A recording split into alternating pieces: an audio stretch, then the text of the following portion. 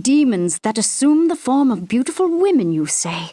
That's horrible. This is the story of Andariel, Maiden of Anguish, and her original appearance slated for Diablo 1, which was cut from the final game. Once the player has entered level 11, if you approach Jillian the barmaid, she says, Beg pardon, but have you heard what has been happening? Some of the men have vanished from the village. Disa's sons, Aeneas and Ruf, claim to have seen strange lights glowing deep within the woods a few days ago, but no one has heard from them since. I too have seen a crimson shimmering from beyond the ash groves, but I've been too afraid to approach it. I fear that Ogden or our healer Pepin may be next. Won't you please find out what has happened? It's curious that somewhere in the forest near the village, out in the open, which we have never explored in the original Diablo game, are supposedly sinister crimson lights beyond some ash grove, and being reported by villagers as not only Jillian mentions Dika and an unseen character, but also her sons Aeneas and Ruf, who undoubtedly didn't make it into the final cut of the game. We also have leads of whom Jillian fears for, as she remarked both Pepin the healer and Ogden's safety may be in question, though as the forest is northwest of the town, one can only assume that Wirt himself would be easy pickings, but we shall check on him later, even if Jillian does not. Heading to Ogden to learn more of this curious phenomena, he says, Greetings, good master. Welcome to the Tavern of the Rising Sun. Jillian has been going on and on about strange lights in the trees, but I haven't been able to make heads nor tails of her story.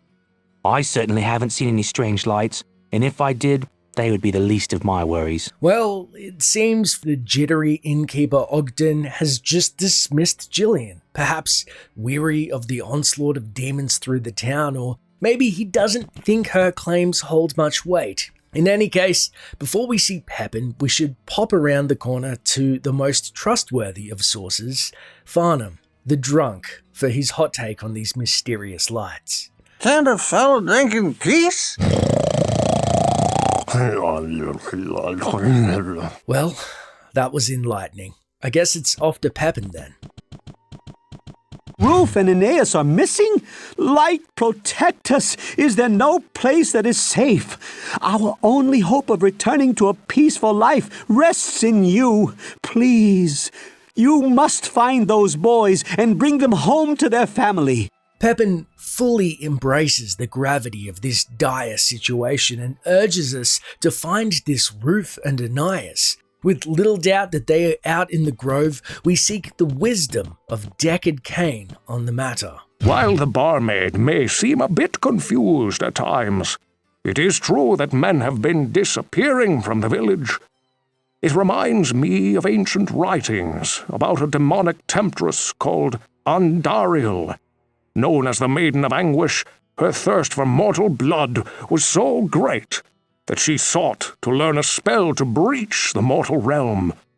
By seducing one of the dark sorcerers of the netherworld, Andariel took the knowledge she needed and so began to lure mortal men into her dark corner of hell.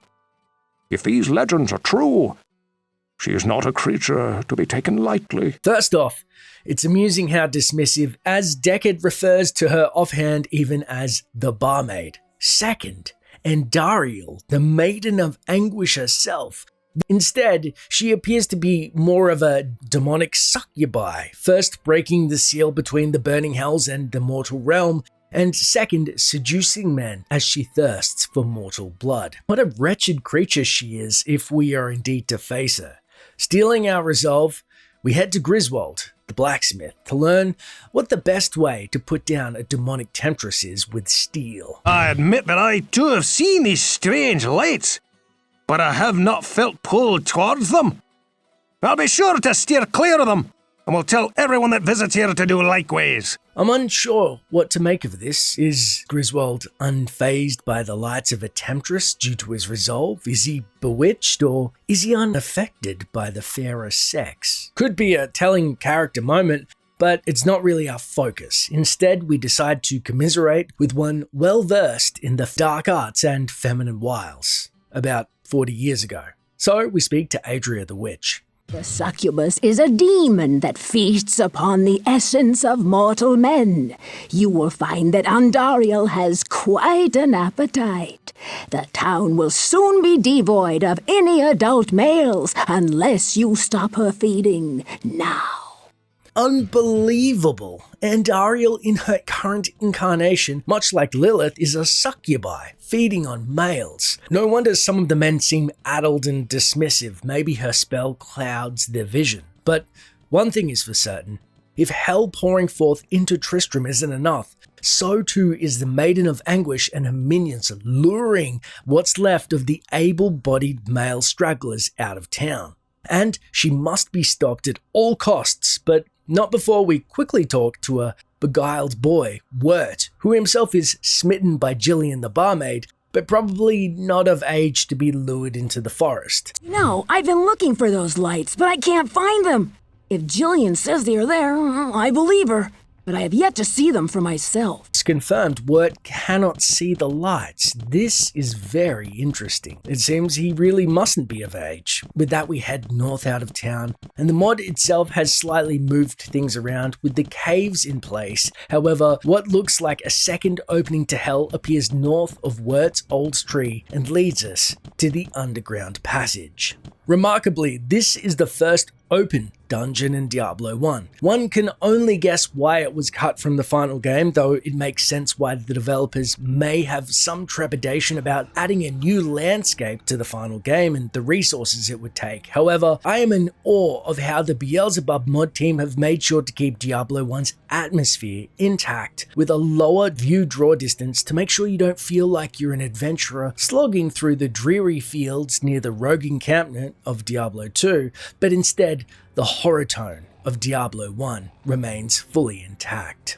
As we investigate the forest, we spy the strange red lights described by the townsfolk and a plethora of demons. Notably, frost chargers who rush us, spitters making things tough thanks to the new rivers between us to contend with, and the ever-wretched Dusk Clan goatmen looking for any opportunity to drop us where we stand. Of which some uniques appear between them, as Seth the Ripper Hunter, who drops a yellow amulet and is extra strong, and Gut Dancer the Dark, who is a spitter with a nasty acid and in turn drops a yellow cape. With a pause in combat to collect ourselves, curiosity gets the better of us, or perhaps the lure of the succubi, and we investigate the light a little too closely, in which we are cursed with lessened magical resistances for 40 seconds, as we are softly illuminated by the crimson light, checking decapitated corpses one by one for the Lost Boys, with the restless, ever-watching eyes of demons just over the river. With that, a charger explodes out of a cave, rushing us, named Gloryhorn, the Boner.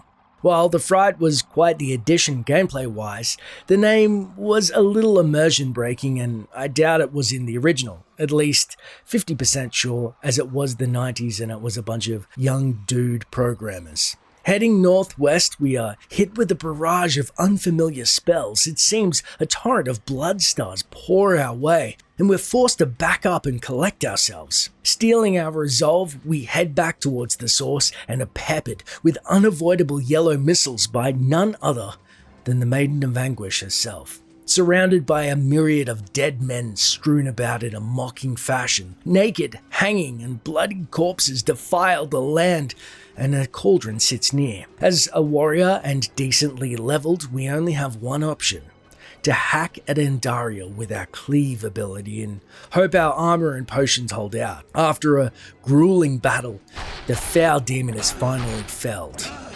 You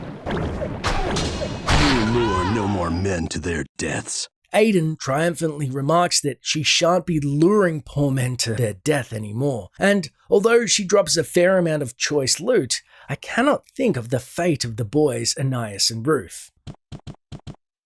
Heading back to town, although usually there's no update when a quest is completed, Gillian thanks us for keeping the men of the village safe. But it's clear the boys, unfortunately, weren't so lucky. Demons that assume the form of beautiful women, you say? That's horrible. Thank the light that you solved this mystery before any more of our men were lured to their deaths. Thank you for keeping us safe from the powers of darkness once again. With that, we see Deckard Cain to identify our bounty, among which Andariel drops the unique Maiden's Amulet, which boasts a whopping +5 to all attributes, +30 to fire resist, 2 mana regen per 5 seconds, and hit steals 3% mana. It's great for a sorcerer or any player for that matter, as skills are very thirsty for mana in the Beelzebub mod, which is linked in the description and made this quest possible, and it's just a great quality of life mod to add something to the game if you're looking to re-explore Diablo 1. With that, the story ends and the sordid tale of Andariel, Maiden of Anguish, comes to a close, but what do you think about this version of Andariel? Do you prefer the lesser evil backstory or the succubi? Let me know in the comments below, and make sure to like and subscribe as I put out videos most weekdays. Thanks for watching, and until next time, Traveler.